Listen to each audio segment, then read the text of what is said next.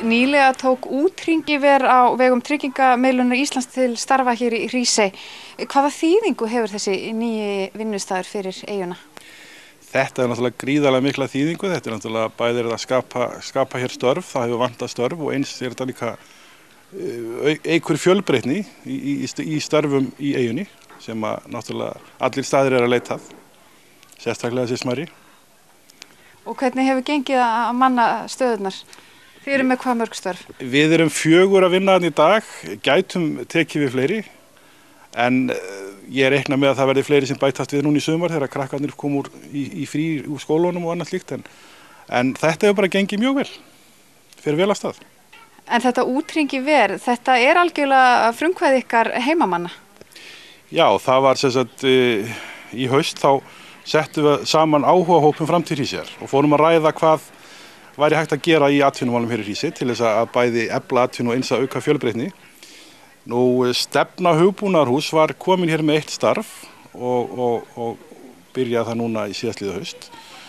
Út frá því þá var farið af stað með svona námsferð fyrir þá sem er í fjarnámi og við fórum svona að velta fyrir hvort það væri að gera eitthvað meira og þá duttum við niður á þessu hugmynd að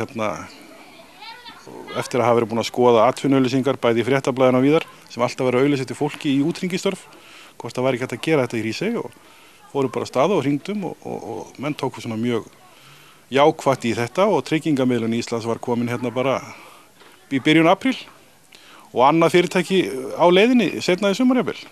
Þannig að þetta er bara, já, algjörlega okkar frumkvæði. En þið eigið sem sagt úthringibúnaðinn sjálf? Já.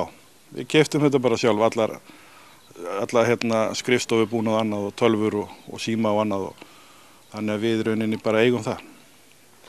Það leit út fyrir að fjöldi starfa myndi tapast hér í Hrísey þegar stærsti vinnustaður eyjunnar útgerðarfélagi Hvammur sagði upp öllum starfsmönnum sínum.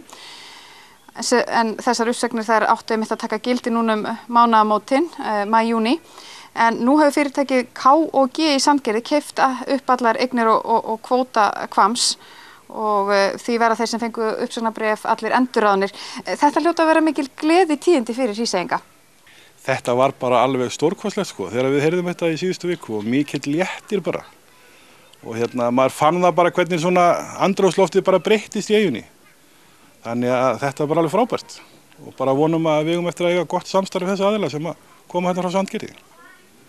Þú nefndir þannig áhugahópum framtíð Hríseyjar sem hefur verið starfandi hérna síðan í fyrra. Eru einhverjar fleiri hugmyndir á prjónunum? Já, það er svo sem margar hugmyndir á prjónunum og þá kannski einna helst varðandi ferðamálin. Við náttúrulega erum búin að reka hér öfluga ferðamennsku undanfarin ár, bæði náttúrulega með Traktors-taxanum sem eru landsfrægur og fleiri hugmyndir sem eru bara á teikniborðinu. Nú, hér er náttúrulega, eins og ég segi, Hríseyinn sem er nýsköpun líka með sína framleiðslu.